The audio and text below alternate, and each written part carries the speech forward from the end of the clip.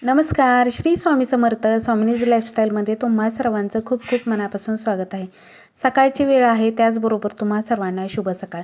तर आमच्या इकडे ना दहीवाल्या आज्या आहेत ना, त्या रोज दही विकायला येतात आणि मी त्यांच्याकडून दही घेत असते. म्हणजे दुपारी आपल्याला ताक करून पिता येतं. कारण रोज रोज तर आपण दही लावतो, पण ते ताक 5-6 दिवसातनंच होतं. पण असं मी रोज दही घेत असते, तर त्या आजीकडून तर असं दही घेते आणि रोज दुपारी त्याचं ताक करत असते. तर रोज सकाळी येतात त्या विकायला. 7 पावणे 7ला येतात त्या. 7:30पर्यंत वाट पाहत असते, येतातच त्या नक्कीच त्या रोज. तर दही घेतलं, दही थंड असं आता घेऊन ठेवलं आणि फ्रीजमध्ये दुपारपर्यंत छान थंड होतं.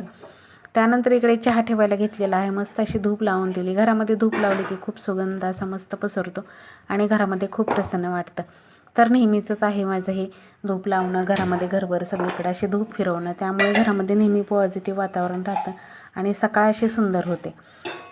तर बऱ्याच दिवस झालं मला एक तुम्हाला सांगायचं होतं की काही ताईंना कुलाचार म्हणजे समजत नाही की नेमकं कशाचं करावं किंवा नेमकं कुठल्या देवाचं करावं, अशा बऱ्याच ताईंना प्रश्न पडतात. तर कुलाचार करणं म्हणजे आपल्या कुलस्वामिनी कुलदेवतांचा कुलाचार करणं म्हणजे ते त्यांच्या तिथीला त्यांचं ते ठरलेलं असतं, ह्या टायमिंगला यात्रा असते. तर असं वर्षातनं 2 वेळा कुलाचार करायचा असतो. आता बऱ्याचशे जण आहेत ना स्वामींचं करतात किंवा कुठल्या देवाचं करतात, बाळूमामाचं करतात. असं प्रत्येकाचं वेगवेगळं जे आहे ते महत्त्व आहे. म्हणजे वेगवेगळ्या देवाची सेवा करतात. तर ती तुम्ही सेवा करा, पण सगळ्यात अगोदर आपल्या कुलस्वामिनी कुलदेवतांची सेवा केली तरच आपलं सगळ्या संसाराचा गाडा सुरळीत चालत असतो. नाहीतर तुम्ही कुठल्याही देवाचं कितीही करा, त्याचं एवढं हे नाही. पण तुम्हाला तुम्ही देवताची सेवा करता, आवडीचे देवता असतील. आता मी सुद्धा स्वामींची सेवा करते, माझे मिस्टरसुद्धा करतात. पण स्वामींच्या सेवेच्या अगोदर मी दत्त महाराजांची सेवा करायची पहिल्यापासून आणि दत्त महाराजांची अजून पण सेवा करत असते. पण त्याच्या सगळ्यांच्या अगोदर आपल्याला कुलस्वामिनी कुलदेवतांचा कुलाचार हा करणं महत्त्वाचा असतो आणि तो जर केला तर आपल्या संसाराचा गाडा नीट चालतो. आता कुलाचार करणं म्हणजे काय की आपल्या देवाच्या यात्रा असतात, तिथे असतात. वर्षातनं 2 वेळा आपल्या कुलस्वामिनी कुलदेवतांचा कुलाचार करायचा असतो. जसं की तुळजाभवानी आईसाहेबांची परडी असेल तर परडी भरायची किंवा वर्षाच्या काठी सहकुटुंब सहपरिवार आपल्या दर्शनासाठी देवीच्या जायचं. त्याच वेळेस देवीचं साडीचोळी ओटीने ओटी भरून यायचं, दर्शन घ्यायचं. तर असा काहीसा कुलाचार असतो. त्यानंतर देवावरनं आल्यानंतर पुरणपोळीचा नैवेद्य करायचा, जो प्रसाद आणलेला असतो आपण तिथून, हळदी कुंकू, तर हे सगळं उजवून घ्यायचं. म्हणजे प्रसाद आपण असा डायरेक्ट खायचा नसतो. तर तुळजापूरला जर गेलात तुम्ही, तुळजापूरवरनं आणलेला प्रसाद पहिलं येणारा जो शुक्रवार असेल किंवा पौर्णिमा असेल, मंगळवार असेल, म्हणजे देवावरनं आल्यानंतर जो कुठला वार येतो, मंगळवार असेल, शुक्रवार असेल, पौर्णिमा असेल, तर त्या वाराला तुम्ही तो प्रसाद परड्यांमध्ये घालायचा. पुरणपोळीचा नैवेद्य करायचा, 5 मानाच्या परड्या भरायच्या, त्या परड्यांमध्ये प्रसाद घालायचा, पुरणपोळीचा नैवेद्य घालायचा, पिठामिठाने परडी भरायची, पान सुपारी आणि 1 रुपयाचं नाणं जे काही तुमच्याकडं असेल ते. तर हे सगळं ठेवून रीतसर परडी भरायची, पोत प्रज्वलित करायचा, आईसाहेबांचा गजर करायचा आणि हा झाला आपला कुलाचार तुळजाभवानी आईसाहेबांचा.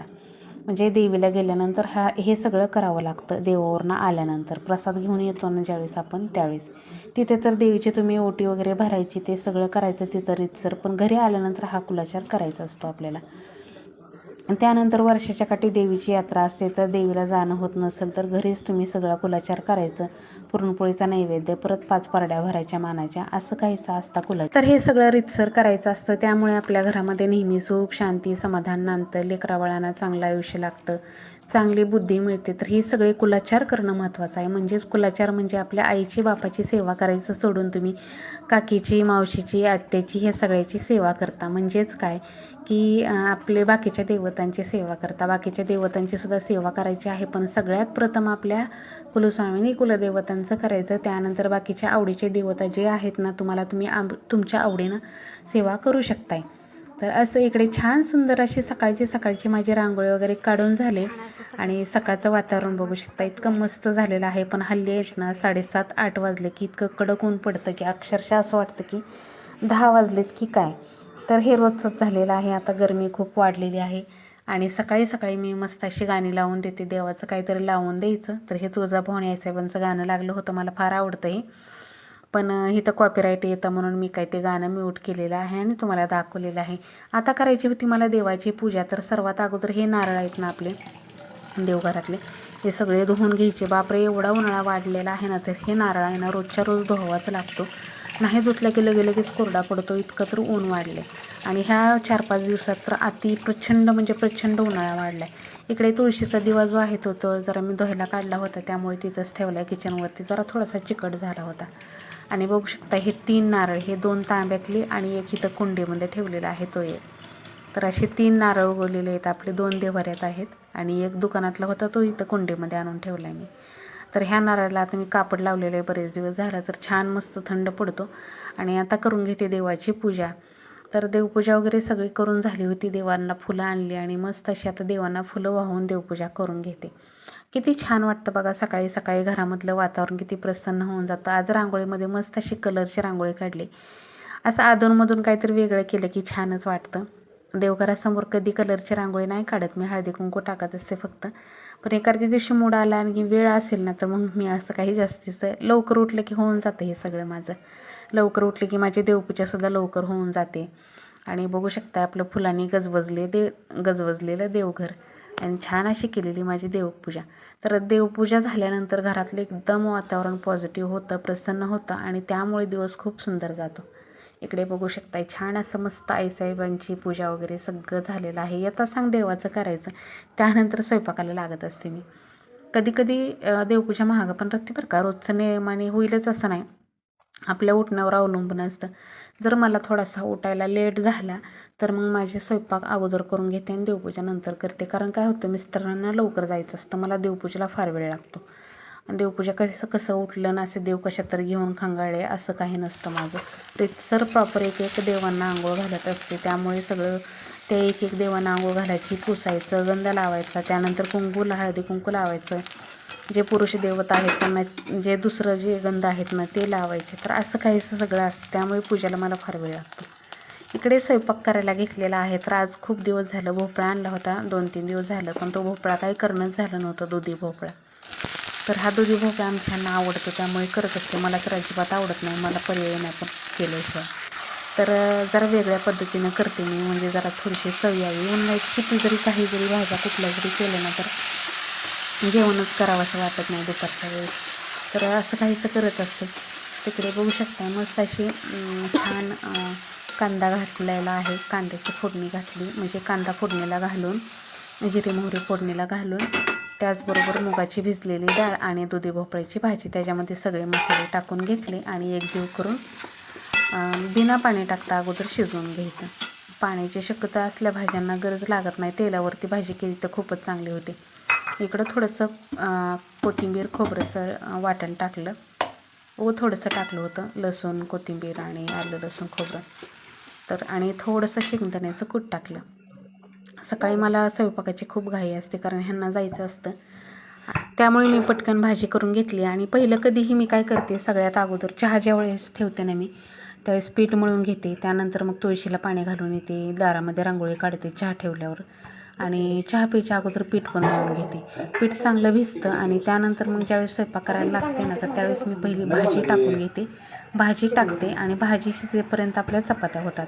तर असं काहीसं माझं कामाचं नियोजन असतं. पीठ एकदम मळून ठेवायचं सकाळी जरा लवकर, पीठ मळलं की अर्धा तास तरी पीठ भिजतं आपलं, बाकीचं सगळं होतं. आणि त्यानंतर लगेच पीठ मळलेलं असतं तर छान अशी पटकन भाजी टाकून घ्यायची आणि लगेच चपात्या करायला घ्यायच्या. तर असं काहीसं माझं सकाळचं असतं बघा. गडबड तर असते पण त्याचबरोबर असं नियोजनबद्ध कामं केली की कामं पटापटा होऊन जातात. इकडे बघू शकता, इकडे ह्यांचं चालू आहे त्यांना कामावर नेण्यासाठी पाणी भरायचं. तर ते पाणी वगैरे भरून घेतात, तोपर्यंत त्यांची पण भरपूर मदत असते. जर मला उशीर झाला ना तर ते स्वतः डबा पण भरतात. असं काही नाही की डबा मीच भरते असं, पण ज्या दिवशी त्यांना उशीर होत असेल ना तर ते स्वतः मी इकडे चपात्या भाजते ना तर तोपर्यंत ते डबासुद्धा भरायला घेत असतात. तर असं काहीच आमच्या दोघांचं मिळून जुळून कामं असतात. असं काय नाही की तुझं काम आहे तूच केलं पाहिजे, पण ज्यावेळेस मला वेळ असेल ना तर सगळ्या गोष्टी मी हातात देण्याचा प्रयत्न करत असते. पण कधी असं होतं की मलाच लेट झालेला असेल काही कामाला तर ते मला मदत करू लागतात. आमच्या दोघांमध्ये असं काही नाही की तुझी कामं तूच करायची, किंवा मी म्हणत नाही त्यांना की तुमची कामं तुम्हीच करायची. त्यांना जमलं ते करतात, मला जमलं मी करते, असं असतं. आणि अशानेच खरं संसारामध्ये गोडी राहते. जर एकाने म्हणलं, नवऱ्याने जर म्हणलं बायकांची कामं बायकांनीच करायची असतात, कुठल्याही कामात हातभार लावायचा नाही, म्हणजे प्रत्येक महिलांचा म्हणजे असे बघा भावना असतात बघा, काय काय पुरुष असे असतात पण महिलांचा सूड घ्यायचा नसता फक्त की मला हे आता हातात पाहिजे, चहा हातात पाहिजे, पाणी हातात पाहिजे, कामावून आलं की पहिलं हातातली बॅग घ्यायची, ही काय काय गोष्टी घरामध्ये रूल असतात बघा. तसं आमच्या घरामध्ये अजिबात नसतं. इकडे बघू शकता इतक्या चपात्याचा कलर सुंदर येतो आहे ना. तर हे चपात्या मैद्याच्या केल्यासारख्या दिसत आहेत. इतकं सुंदर आईचे गहू झालेले आहेत ना शेतातले. आता भरपूर गहू झालेत आईला. तर तुम्हाला सांगितलंच होतं मी पाठीमागं. तर एका ताईची मी त्या दिवशी पोळ्या केल्यानंतर कमेंट आली होती की ताई तुम्ही मैदा घालता का चपात्यामध्ये. तर मी आजपर्यंत तरी जसं लग्न झालं तसं कधीच मैदा घातलेला नाही चपात्यांमध्ये. मैद्याचं आमच्या घरात कुठल्याच गोष्टी खाल्ल्या जात नाही. आम्ही ब्रेडसुद्धा कधीतरी खातो असं 6 महिन्यातनं. मैद्याचे प्रकार कुठल्याही प्रकारचे आमच्या घरामध्ये नसतात. आणि पुरणपोळी तर ही आपली किती छान असते आणि ती मैद्याची कशाला करायची. तर गहूच तसा आहे ताईंनो, गव्हाचाच कलर इतका सुंदर आहे, त्यामुळे पोळ्या चपात्या इतक्या छान होतात. पाठीमागचे गहू आहेत ना, म्हणजे आमचे घरचे गहू असतात शेतगहू, त्यामुळे शेतगहू खूप चांगले असतात. आणि बियावर असतं कुठल्या प्रकारचं बी पेरलेलं असतं त्याच्यावरती असतं, त्यामुळे शेतगहू इतका सुंदर आईचा ह्या वेळेसचा तर खूप सुंदर शेतगहू आलेला आहे. आणि तो त्या दिवशी मी दळला होता पहिल्यांदा प्रथमच परडीमध्ये घालण्यासाठी. नवीन धान्य कुठलं जरी आलं तर आपल्या देवाचं नैवेद्य करायचं त्याच्यासाठी मग परडीमध्ये असो किंवा कुठल्या देवाची यात्रा असो तर ते त्यावेळेस दळण आणायचं आणि देवाला करायचं पहिलं आणि त्यानंतर मग खायला सुरुवात करायची. तर असा काही शेतकऱ्यांचा नियम असतो. तर आता आपण कसं शेतकऱ्याचेच मुलं, त्यामुळे जे शेतकरी म्हणजे आपले आईवडील जे करत होते तर त्या गोष्टी आपण सुद्धा केल्या पाहिजेत. इकडे झाडाला पाणी लावून दिलेलं आहे. झाडांना पाणी लावून दिलं ना की आपली बरीचशी कामं जी आहेत ती पेंडिंग असते ती पण होतात. किंवा मी झाडांना सगळं पुरेपूर पाणी देते आणि त्यानंतर मग माझं कपडे धुवायचं असतं.